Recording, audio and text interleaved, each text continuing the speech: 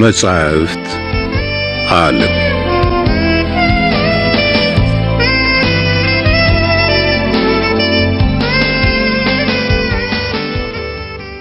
እፎይታ። ደራሲ አሌክሳንደር ዶማስ።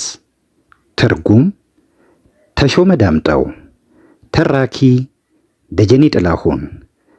እፎይታ ዘ ካውንት ኦፍ ሞንቴ ክሪስቶ ክፍል 27።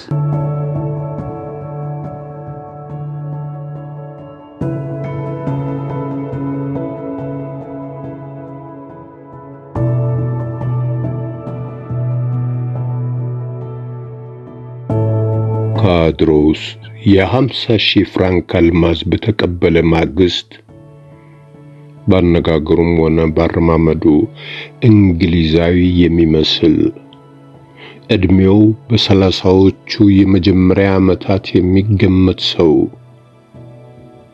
ወደ ማርሴል ከተማ ከንቲባ ቢሮ ጎራ ብሎ ነበር። ይህ ጸጉረ ልውጥ በመጀመሪያ ራሱን ከከንቲባው ጋር በማስተዋወቅ ሮም የሚገኘው ቶምሶን እና ጓደኞቹ የተባለው የንግድ ድርጅት ዋና ሂሳብ ሹም መሆኑ ከገለጸ በኋላ ጊዜ ሳያባክን የመጣበትን ጉዳይ በዝርዝር አብራራ። ላለፉት 10 ዓመታት እዚህ ማርሴል ከሚገኘው ሞራልና ልጆቹ ከተሰኘው ድርጅት ጋር የሽርክና ንግድ ስናካሄድ ቆይተናል። ከድርጅቱ ጋር ለከፈትነው ንግድ 100,000 ፍራንክ የሚሆን ገንዘብ ያወጣን ሲሆን አሁን ግን የሞራል ድርጅት እየከሰረ መሆኑን በመስማታችን ገንዘባችን አሳስቦናል። ከሮም በአስቸኳይ የመጣሁት በጉዳዩ ላይ የበኩሎን አስተያየት ለመጠየቅ ነው ሲል ተናገረ። እንግሊዛዊው በተጀነነ አንደበት የተከበሩ እንግዳዬ አለ ከንቲባው፣ ላለፉት 4 እና 5 ዓመታት ሞራልን ክፉ ዕጣ እንደገጠመው አውቃለሁ። ሆኖም ምንም እንኳን ራሱም በድርጅቱ ላይ 10,000 ፍራንክ የሚደርስ ገንዘብ ያፈሰስኩ ቢሆንም የሞራልን ድርጅት ካፒታል መጠን የሚመለከት ዝርዝር መረጃ ልሰጠው አልችልም። በእርግጥ ስለ ሰውየው የግል አስተያየቴን እንድሰጠው የሚጠይቁኝ ከሆነ ሞራል ማለት ግዴታዎቹን በወቅቱና በአግባቡ የሚወጣ ንጹህ ሰው ሲሆን ለነግሮ የምችለውም ይህንኑ ብቻ ነው። የበለጠ ሎካሉ ግን የወህኒ ቤቶች ተቆጣጣሪ የሆነውን ቦቭሊን ማነጋገር ይችላሉ። ቦቭል በሞራል ድርጅት ላይ የ200,000 ፍራንክ ካፒታል ማፍሰሱን አውቃለሁ። ስለዚህ በድርጅቱ ላይ የሚያሰጋ ነገር ካለ የበለጠ የሚያስጨንቀው እሱን ነውና ዝርዝሩን ሊያውቅ ይችላል። እንዲያውም የሚፈልገው መልስ ይኸው ነበረ። በቀጥታ ወደ ቦቪል ለመሄድ ፈልጎ ከንቲባውን አነጋግረው እንጂ ዋና ዓላማው ከቦቪል ጋር መነጋገር መሆኑን ጠንቅቆ ያውቃል። ስለዚህ ከከንቲባ ክፍል ወጥቶ ኮራ ባለ እንግሊዛዊ አረማመድ ወደ ወህኒ ቤቶች ተቆጣጣሪ ቢሮ አመራ። ቦቪል ቢሮ ውስጥ ተቀምጧል። እንግሊዛዊ ቦብልን ለማነጋገር የበቃው ከከንቲባው በተደረገለት ጥቆማ መሆኑን አስረድቶ የመጣበትን ጉዳይ ገለጸ።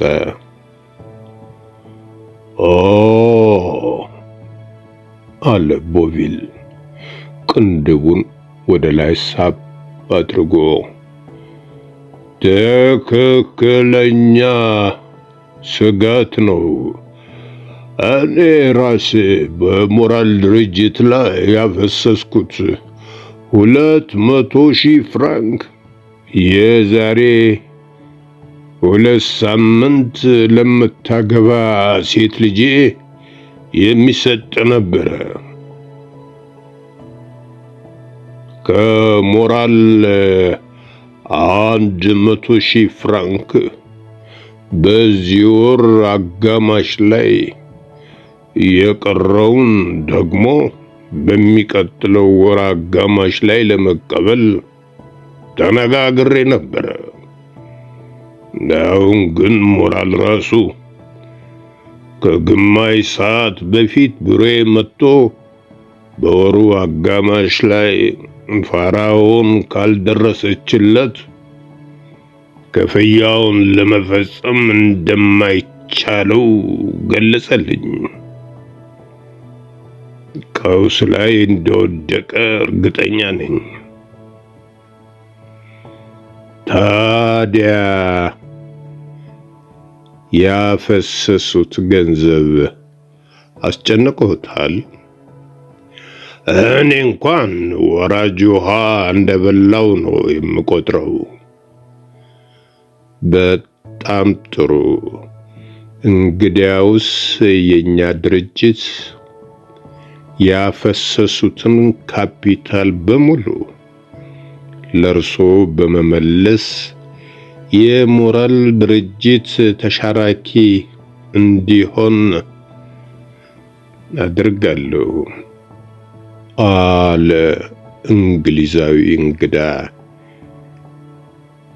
እንዴት ሊከፍለኝ ይችላል? እጅ በእጅ። እንግሊዛዊው ከኪሱ ውስጥ ቦቪል በሞራል ድርጅት ካፈሰሰው ካፒታል በጥፍ የሚገመት ረብጣ የገንዘብ ኖት አወጣ። ቦቪል መላ ሰውነቱ በደስታ ስለፈነደቀ ራሱን መቆጣጠር ባለመቻሉ ከሞራል እጅ እንደሆነ አይነቱን ቀርቶ ግማሹን እንኳን እንደማያገኙ ላስጠነቅቆ እወዳለሁ አለ በፍርሃት። ያ የኔ ችግር አይደለም አለ እንግሊዛዊው። ጉዳዩ የሚመለከተው ወክሎ የላከኝን ድርጅት ቶምሶንና ጓደኞቹን ነው። እኔን የሚመለከተው እርሶን ደረሰኝ በማስፈረም ገንዘቡን እጅ በእጅ መስጠት ብቻ ነው። ግን ኮሚሽን ጠይቆታለሁ። እንዴታ! ይሄማ የአገር ደንብ አይደለም እንዴ? አለ ቦቪል። ኮሚሽን ብዙ ጊዜ 1.25% ነው። እርሶ ስንት ነው የሚፈልጉት? 2፣ 3፣ 5 ወይስ ከዛ በላይ? ወዳጄ አለ እንግሊዛዊው እየሳቀ፣ የኔ አመለካከት እንደምወክለው ድርጅት ነው። የገንዘብ ችግር የለብኝም። የምጠይቀው ኮሚሽን የተለየ ነው። ይንገሩኛ። የወህኒ ቤቶች ተቆጣጣሪ እንደመሆኑ እያንዳንዱን እስረኛ የሚመለከት መዝገብ ከነዝርዝር መግለጫው ይኖሮታል። አዎ፣ የማንኛውም እስረኛ ፋይል አለው። ጥሩ።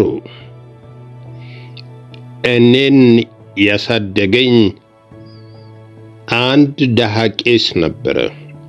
አንድ ቀን ድንገት ከአካባቢው ተሰወረ። በኋላ እንደሰማሁት ግን ቻዲዩፍ ከተባለ ወህኒ ቤት ታስሮ ኖሯል። ስላሟሟቱ ማወቅ እፈልጋለሁ። ስሙ ማን ነበር? ቄስ ፋሪያ ይባላል። ኦ፣ ይህንን ሰው በደንብ አስታውሰዋለሁ አለ ቦቪል። እብድ ነበረ። የተትረፈረፈ ሀብት የተቀበረበትን ስፍራ እንደሚያውቅና ከስር ከፈቱት ከፊሉን ለመንግስት እንደሚሰጥ ይናገር ነበረ። ባለፈው የካቲት ከ5 እና ከ6 ወራት በፊት ነው የሞተው። ቀኑ ትዝ የሚለኝ አሟሟቱ ከሌላ የተለየ ሁኔታ ጋር ስለተያያዘ ነው። የተለየውን ሁኔታ ማወቅ እችላለሁ ሲል ጠየቀ እንግሊዛዊው። የፋሪያ ክፍል ከአንድ የናፖሊዮን ጀሌ ከነበረ እስረኛ ክፍል በግምት 50 ሜትር ይርቃል። ይህ እስረኛ አምባገነኑ ናፖሊዮን በ1815 በስልጣን ተመልሶ እንዲቆይ ካደረጉት መካከል አንዱ የነበረ አደገኛ ሰው ነበረ። በ1816 ይሁን በ1817 ወህኒ ቤቱን ልጎበኝ ሄጄ ይህንን ሰው በክፍሉ ውስጥ አይቼዋለሁ። ስመለከተው ልዩ ስሜት አሳደረብኝ። መልኩን ምንጊዜም ማረሰው። እንግሊዛዊው መልእክቱ ግልጽ ባልሆነ ሳቅ ፈገግ አለ። ኤድመንድ መሰለኝ አለ ቦቪል ቀጠለና፣ ያደገኛው የናፖሊዮን ደጋፊ ስም ሲል ጠየቀ እንግሊዛዊው። አዎ፣ ኤድመንድ ዳንት። ምናልባት ወንጀለኛ አንዳንድ መሳሪያዎችን ውስጥ ለውስጥ ሳያስገባ አልቀረም፣ ወይም ክፍሉ ውስጥ ከነበሩ ነገሮች ሰርቷል። ምክንያቱም በሁለቱ እስረኞች ክፍሎች ስር የውስጥ ለውስጥ መተላለፊያ ተሰርቶ ተገኝቷል። አሃ፣ መተላለፊያው የተሰራው ለማምለጫ መሆኑ ነው። በሚገባ። የበለጠ የሚደንቀው ግን ኤድመንድ ጓደኛውን ፋሪያን ከገደለ በኋላ አስከሬኑን ወደ ራሱ ክፍል በመውሰድ ራሱን በሬሳው ጆንያ ውስጥ ከቶ የቀብሩን ስነ ስርዓት ይጠባበቅ ኖሯል። የሆነና ቻዲዩፍ የመቃብር ስፍራ ስለሌለው የሞተ እስረኛ አስከሬን በእግሩ ላይ የመድፍ ቀለ ታስሮበት ወደ ባህር ይጣል ነበር። ይታዩ ኤድመንድ ከመቃብር ወጥቶ አመልጣለሁ ሲል ከገደል አፋፍ ወደ ባህር ሲወረውሩት የሚሰማው ስሜት በዚያ ወቅት ፊቱ ማየት የሚችል ቢሆን እንዴት ደስ ባለኝ ነበር። ያ እንኳ መጥፎ ችግር ያስከትል ነበረ አለ እንግሊዛዊው በልቡ እየሳቀ። ምንም አይደለም አለ ቦቪል 200,000 ፍራንኩን በማግኘቱ መንፈሱ ተረጋግቶ ባህር ውስጥ እንደተነከረ ምን እንደሚሰማው ይታየኛል። ቦቪል በኃይል ሳቀ። እኔም ይታየኛል በማለት ሳቀ። እንግሊዛዊውም አሳሳቁ ግን ቆጠብ ያለ የእንግሊዛዊ ገጽታ አልተለየውም። ከዚያም ቀጠል አድርጎ እና ወንጀለኛው ሊያመልጥ ሲሞክር ባህር በላው አይደለም ሲል ጠየቀ። ያለ ጥርጥር ነበር የተቆጣጣሪው መልስ። በጣም ጥሩ፣ አሁን ወደ መዝገቡ እንሂድ። ኦ ልክ ነው፣ ይቅርታ። ታሪኩ ጉዳያችንን አስረሳን እኮ። ወደ ቢሮዬ እንሂድና መዝገቡን ላሳየው። ተያይዘው ወደ ቦቪል ቢሮ ሄዱ። ሁሉም ነገር በመልኩ ተቀምጧል። እንግሊዛዊው ባለመደገፊያ ወንበር ላይ እንደተቀመጠ፣ ተቆጣጣሪው መዝገቡንና የቻርቲዩፍን አቃፊ ፋይል ካመጣለት በኋላ እስከፈለገው ጊዜ ሊመለከተው እንደሚችል ጋብዞት ወደ ጥግ ሄደና እግሮቹን አንፈራጦ ጋዜጣ ያነብ ገባ። እንግሊዛዊው ቄስ ፋሪያን የሚመለከተው መዝገብ ወዲያውኑ አግኝቶ ሲመለከት ከቆየ በኋላ የኤድመንድ ዳንተን ፋይል ያገላብጥ ጀመረ። ፋይሉ ሁሉንም ነገር ይዟል። የወንጀላው ደብዳቤ፣ ቃለም መጠይቁ፣ የሞራል ማመልከቻ፣ የቪልፎርት አስተያየቶች ሁሉ ተሽጎደጎዱ። ቀስ ብሎ የወንጀላውን ደብዳቤ ያጣጠፈና ኪሱ ውስጥ ከተተው።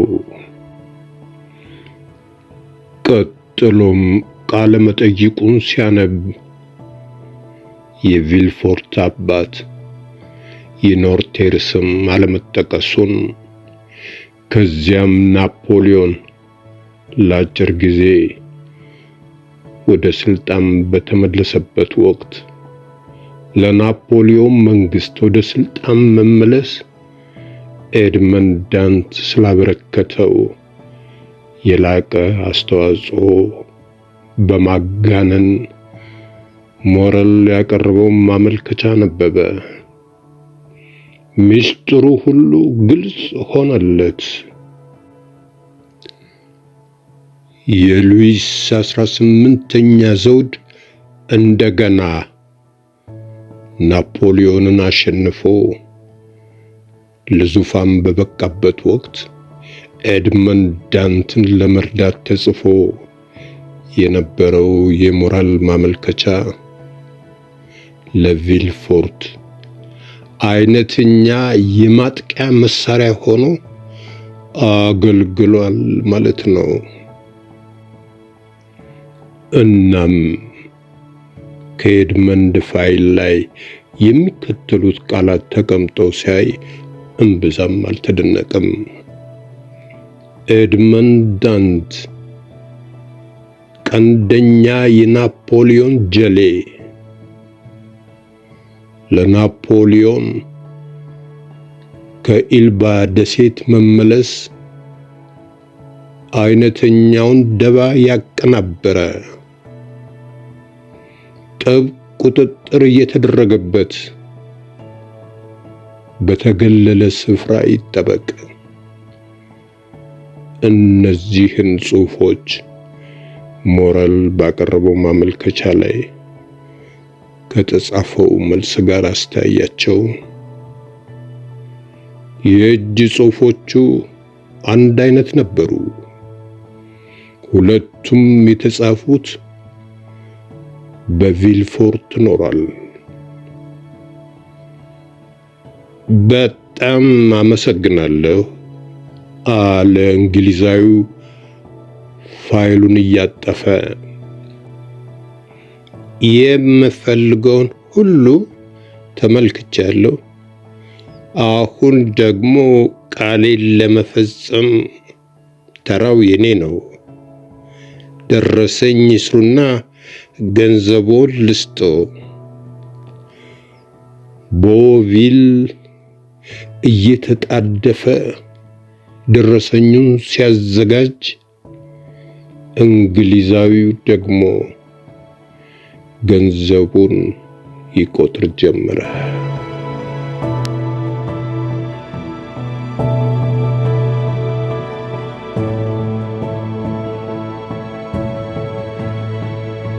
በትረካው ከተደሰቱ ሰብስክራይብ፣ ላይክ እና ሼር ያድርጉ። እናመሰግናለን።